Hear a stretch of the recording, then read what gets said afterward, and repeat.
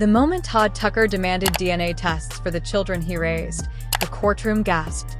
But that wasn't even the worst part. What Kandi pulled from her phone 30 minutes later didn't just destroy his case. It destroyed the entire image he'd spent a decade building. 15 seconds, his own voice. And suddenly, everything Mama Joyce warned about years ago made perfect sense. This is the recording Bravo never aired. And once you hear what it revealed, you'll never look at their marriage the same way again.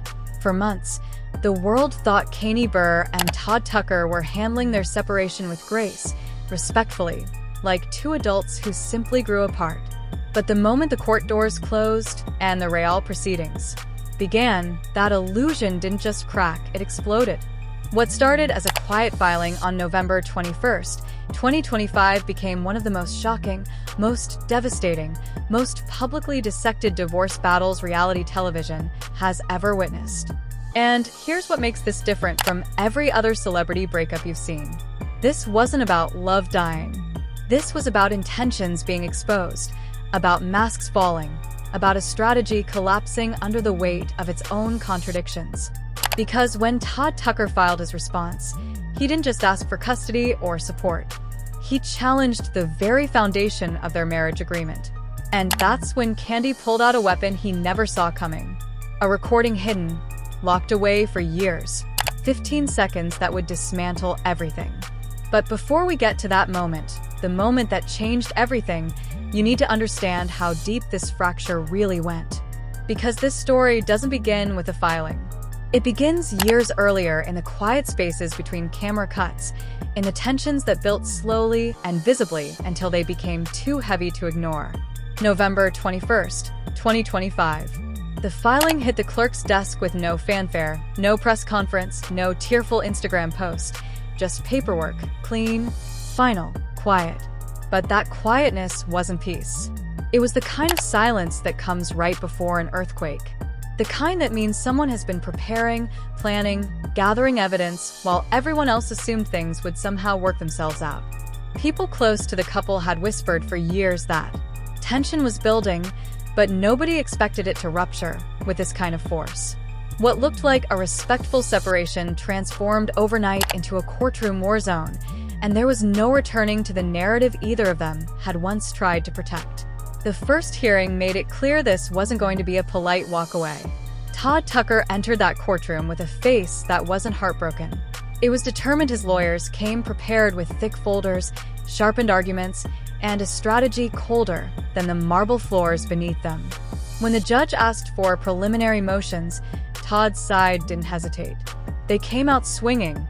Full custody of the children, spousal support, child support, and the nuclear option. An immediate challenge to the prenuptial agreement. It landed like a bomb. Not because these demands were unusual and high-profile divorces, but because of how quickly they came, as if they weren't reactions to Kandi's filing, as if they were blueprints, plans that had been sitting in a drawer waiting for the right moment to be activated. And that moment was the second Kandi filed first. Todd claimed he'd been pressured into signing the prenup. One day before the wedding, no lawyer present, no time to think, no real choice. He used words designed to trigger courtroom sympathy. Forced, manipulated, cornered, unfair. His voice carried practiced disappointment, but not a trace of genuine vulnerability. He wasn't emotional. He was tactical. As if this wasn't a confession. It was step one of a calculated plan. And while Todd spoke, the judge's eyes kept drifting back to Kandi. Not because she interrupted, not because she reacted dramatically, but because she didn't react at all. No shaking head, no tears, no gasps, just stillness. The kind of stillness that comes from someone who didn't file out of rage, but out of exhaustion, out of clarity, out of finality. The courtroom atmosphere shifted when the judge asked whether the prenup had been discussed privately before the wedding. Todd's legal team leaned hard into the pressure narrative. They painted a portrait of a groom backed into a corner by a superstar bride. A man without equal footing, without representation, without protection. A man who signed something he didn't fully understand because he was told it was necessary. And that's when things started to unravel. Because as the hearings continued, the courtroom became a vault cracking open. Secrets that had been buried under years of family dinners, vacation photos, red carpet smiles, and carefully edited reality TV moments came spilling out, not in whispers, in transcripts, in testimony, in arguments that sounded less like marital disputes and more like archaeological excavation. One witness raised the infamous Portia situation, the alleged threesome conversation that had rocked Bravo fans years ago. Suddenly, an old rumor became official courtroom content. An attorney read portions of the discussion aloud. The judge's expression tightened. Kandi's hands went still on the table. Todd's jaw locked, even if the story had been exaggerated or misremembered over time. The fact that it resurfaced at all told the judge something critical. This marriage had fractures long before November 2025. And it didn't stop there. Todd's team brought up rumors of Kandi's alleged affair, whispers that had lived on gossip blogs, but had never been spoken in front of a judge. Kandi didn't flinch, but her lawyer did. Not out of fear, out of disgust. The tactic was transparent. Muddy the waters enough so the judge couldn't see who was actually swimming toward an unfair advantage. Then came the part that scorched the room. Mama Joyce, her name alone shifted the energy. Lawyers exchanged glances. Even the court reporter seemed to pause. Todd's team accused Kandi's mother of years of toxic interference. They played old interview clips, showed reunion footage, dug up every moment. Mama Joyce had questioned Todd's intentions. Every doubt she'd ever voiced was subtly presented as evidence of bias, manipulation, and pressure. But Kandi's side countered with something harsher. Mama Joyce didn't distrust Todd because of ego or possessiveness. She doubted him because she sensed something deeper, something that didn't smell like partnership, something that tasted like opportunity. And that word opportunity hung over Todd like smoke. He couldn't escape. The tension escalated when Kandi Burruss and Kayla Tucker became part of the proceedings. 2 daughters, 1 courtroom. Years of blended family wounds laid bare for strangers to witness. Kandi spoke quietly, without theatrics. She said Todd never treated her like a daughter, that he always compared her to Kayla, that she felt like an outsider in a home that was supposed to feel safe. Kayla fired back emotionally, claiming Kandi never fully embraced her as family, that she always felt like a guest, not a daughter. The argument wasn't loud, but it was raw. Real hurt, real distance, real proof. That the household had been divided long before any paperwork was filed. The judge eventually cut them off, but not before absorbing the truth behind their voices. This wasn't a unified home breaking apart. It was a fractured one finally admitting its cracks. And then, as if the atmosphere wasn't already suffocating, Todd made the most devastating request of all. DNA tests for Ace and Blaze. The gasp in the courtroom wasn't theatrical. It was instinctive. Even the judge's expression tightened. Kandi inhaled sharply, like the words had physically struck her. Her lawyer slammed a file shut in disbelief. Todd didn't look at her, didn't look at the judge. He stared straight ahead as if refusing to face the emotional wreckage of what he just said. It was the lowest blow of the entire case. And it changed everything because the moment Todd questioned the paternity of the children he'd raised, children who called him father, who trusted him, who loved him, sympathy evaporated. Neutrality dissolved. This wasn't legal strategy anymore. This was cruelty disguised as procedure. But the most shocking moment, the moment that would be replayed across every platform, every gossip site, every social media thread, came during the final hearing. Todd's lawyer repeated the same claim for what felt like the 100th time. The prenup was signed under pressure. No legal counsel, no real consent. He said it cleanly, confidently, as if it were the strongest pillar of their entire case. And then the judge turned to Kandi with a simple question. "You have any evidence to counter this claim?" She nodded once, unlocked her phone, opened a hidden folder, tapped a file that had never seen daylight. A video filled the courtroom speakers. Todd's voice calm, smooth, clear. "I'm good. I want to sign this. No pressure. I love you. I'm doing the right thing." The silence that followed was suffocating. Todd's face drained of color. His lawyer's pen slipped from his fingers. The judge leaned forward, eyes narrowed in concentration. Everything Todd had claimed for months, Every accusation of pressure, every narrative of victimhood disintegrated in 15 seconds. When the judge finally spoke, the decision wasn't dramatic. It was concise. Divorce finalized. No applause, no arguments, just the end. The prenup challenge collapsed. Custody remained with Kandi. The children stayed in her care. Outside the courthouse, the public didn't wait for official statements. They'd seen the video. They'd heard the demands. They remembered the DNA request. They remembered Mama Joyce's warnings from years ago. And they knew one truth that echoed louder than any legal ruling. This wasn't heartbreak. This wasn't confusion. This wasn't vulnerability. This was strategy. And it finally got caught. The shock of that courtroom video didn't fade. It spread slowly, sharply, like a crack moving across glass that was already under too much pressure. What happened after the divorce was finalized wasn't closure. It was fallout, the kind that doesn't come from anger, but from revelation. Because once that judge stamped the file, every foundation Todd had built his case on started collapsing in real time. The moment Kandi walked out of the courthouse, cameras flashed. But she didn't stop. She didn't speak. She didn't defend or celebrate. She didn't even look around. Her silence wasn't weakness anymore. It was proof that the war had cost her more than she'd ever admit publicly. Her face didn't show revenge. It showed exhaustion. Betrayal that had grown so old it no longer stung. It just weighed. Todd walked out minutes later, eyes burning, jaw locked, hands shaking. Not because the marriage ended, but because the control had slipped from his hands in front of witnesses, lawyers, reporters, and a judge who no longer believed him. He didn't lose a spouse that day. He lost credibility, and he knew it. But the most brutal part wasn't what happened inside the courtroom. It was what happened after.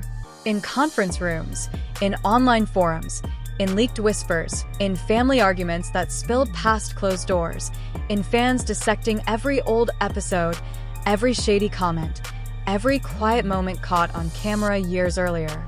Suddenly, everything Todd ever joked about didn't sound like jokes anymore. Everything he ever claimed sounded rehearsed. Everything he ever did looked timed.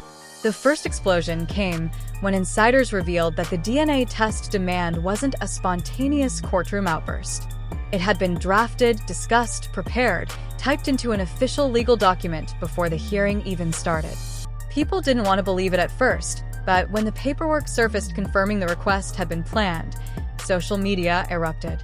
It felt like betrayal on a level reality television had never shown.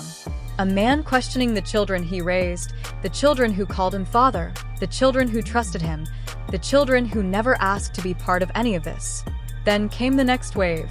Old arguments resurfaced, voice notes, text messages.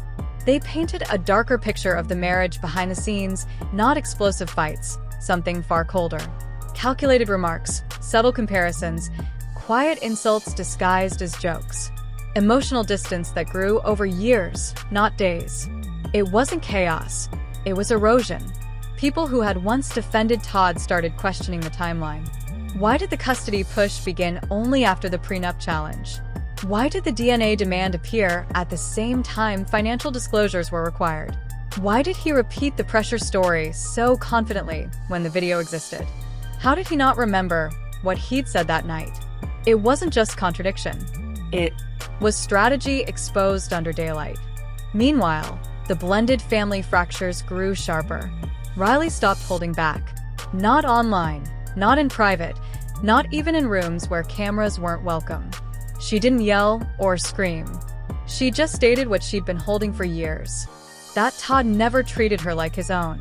That he acted like a competitor for attention, not a father figure. That he undermined decisions. That he used her as a measuring stick against Kayla. That she felt like an outsider in a house that was supposed to feel safe. Kayla didn't stay silent either.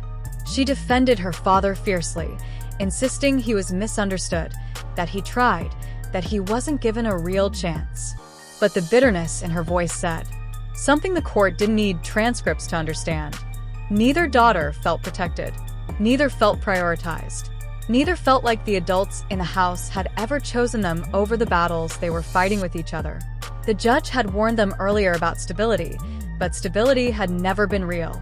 It was a performance for cameras, a facade for fans, a recycled storyline wrapped in positivity for television.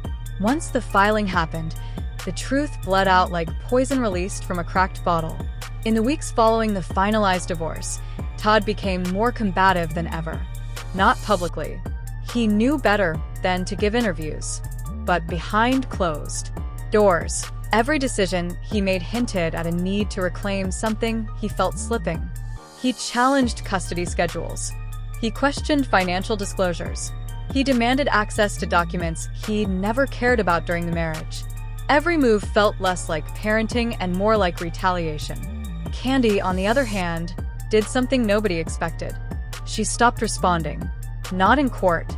Her lawyers handled everything with surgical precision, but emotionally she detached. For the first time in years, she wasn't debating, explaining, convincing, or defending. She was finished. Not with Todd, with the idea that the marriage ever had the stability the public imagined. The prenup video wasn't just evidence. It was a timestamp, proof of when the truth stopped and the performance began. And then the internet did what the court never could. It exposed the pattern. Fans dug up old moments when Todd laughed about backup plans. They revisited the storyline about Mama Joyce calling him an opportunist. They replayed the reunion clip where Todd made comments about shared assets. They quoted scenes where he talked about deserving things. The puzzle pieces rearranged themselves into a truth everyone recognized, but nobody had admitted out loud for years. Not until now. The more people looked, the clearer it became. The prenup wasn't unfair. It was necessary. The custody fight wasn't about love. It was leverage. The pressure story wasn't trauma. It was tactic. The DNA request wasn't confusion. It was insult. The financial secrecy wasn't an accident. It was concealment. And when outsiders put all of it together, the image that once protected Todd shattered. He wasn't the blindsided husband. He wasn't the wounded partner. He wasn't the calm victim. He was the strategist who lost control of the narrative. The moment that video surfaced, everything tilted. The court no longer saw pressure. They saw preparation. The daughters no longer saw a father caught in conflict. They saw a man choosing battles over healing. The public no longer saw a couple trying to save a marriage. They saw two people who had been drowning in silence long before the filing ever happened. The finalized divorce wasn't closure. It was exposure. A reminder that some relationships don't break. They get unmasked. And this one wasn't unmasked gently. It was ripped open with evidence that left nothing to interpretation. The dust never settled. Even after the divorce was finalized, even after the judge stamped a file, even after the courtroom emptied, something in the air refused to quiet itself. The story didn't end when the marriage ended. It deepened, darkened, thickened into a fog that followed both of them long after the courtroom lights shut off.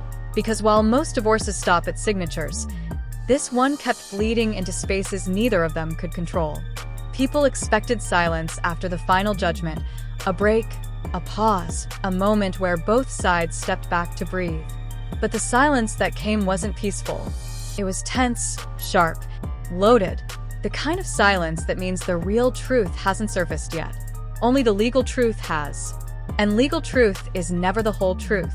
In the weeks that followed, new details began surfacing from closed-door meetings that happened after the divorce was finalized. Not leaks, not scandals, just pieces of information slipping out through people who had seen too much to keep quiet. It became obvious that the final hearing had been just the climax. There was an entire collapse building between the lines.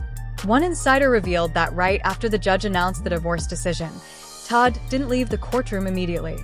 He stayed seated staring at the table in front of him, as if the verdict had sucked the air from his chest. Not because he wanted to save the marriage, but because he hadn't expected to lose the narrative so violently. The prenup video had shattered more than his case. It shattered the image he'd constructed for months. The image of a man who was pressured, ignored, pushed aside. The video erased that version of him in seconds. Kandi didn't look back at him once. Not when she stood Not when she walked out. Not even when cameras chased her down the hallway. It wasn't hatred. It wasn't anger. It was a kind of grief that had turned numb. The kind that comes from realizing you spent years loving someone who was rehearsing an exit strategy while you were rehearsing forgiveness. But the outside world didn't move on quietly. The internet took the prenup clip and turned it into a weapon of truth. Every publication, every commentary channel, every gossip page broke down Todd's tone, his expression, his choice of words. They slowed the audio. They analyzed body language. They pointed out how calm he looked, how deliberate, how comfortable, how willing. Every frame of that video stood in direct opposition to everything he'd claimed under oath.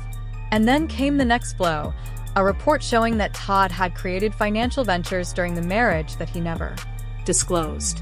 Ventures listed privately, ventures he allegedly protected more fiercely than he protected the family bond.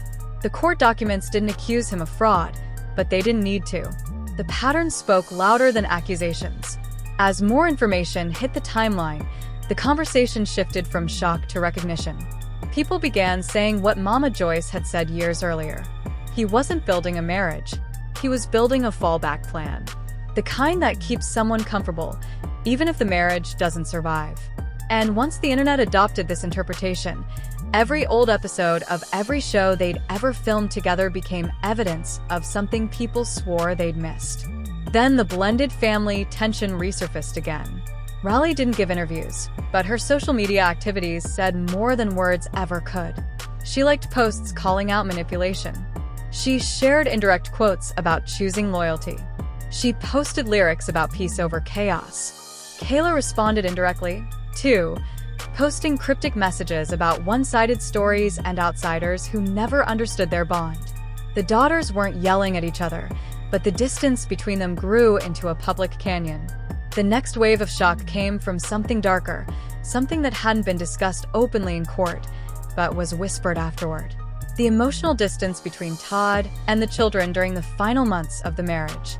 Someone close to the family, anonymously, described moments where Todd seemed cold, detached, irritated by small things.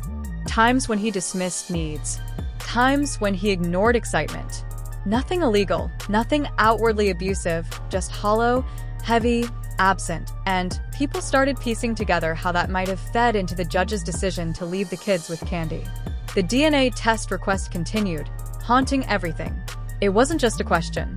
It was a wound that wouldn't close. Fans couldn't comprehend why someone would demand something so extreme unless they were trying to shatter the other side psychologically. The court had dismissed it as irrelevant, but the public didn't. It became a symbol of how far the conflict had gone. A symbol of betrayal that even strangers could feel in their bones. And while social media tore him apart, Todd began retreating from public life. Not disappearing. Strategizing, not posting, watching. Every move he made looked like preparation for a comeback, not a recovery. He changed lawyers. He filed new motions. He reconsidered his approach to custody, not from love, but from something colder. Something that looked more like revenge than responsibility. Meanwhile, Kenny did the opposite. She poured energy into the children, into work, into routines, into appearing strong even when she wasn't. She didn't make grand statements. She didn't clap back online. She let the documents speak for her.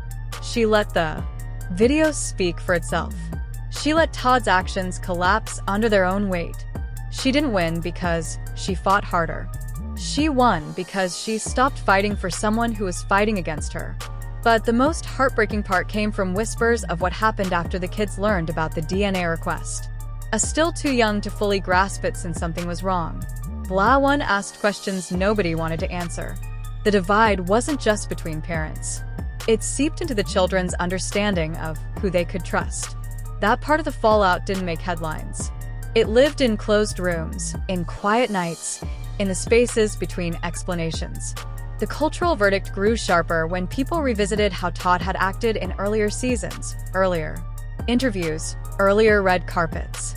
They saw the pattern for the first time. How often he talked about finances, how often he talked about power, how often he measured contribution, how often he framed decisions like transactions. The internet didn't just uncover a truth. They rewrote the entire narrative of the marriage through hindsight. And then came the revelation that ended every argument. The prenup had never threatened Todd until the divorce came into sight. That's when he challenged it. That's when he called it unfair.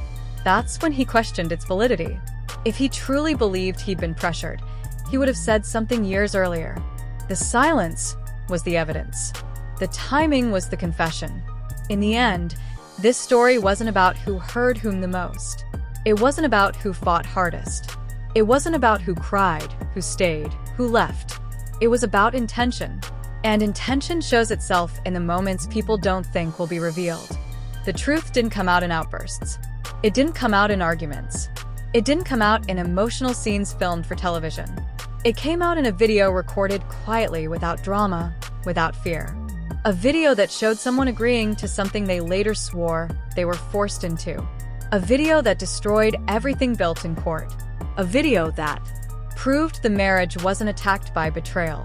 It was corroded by motive. The divorce wasn't the tragedy. The tragedy was realizing how long the truth had been hiding. Here's what nobody wants to face. When the court doors closed and the final judgment hit the record, nothing about this story truly ended. The papers only confirmed what had already been destroyed.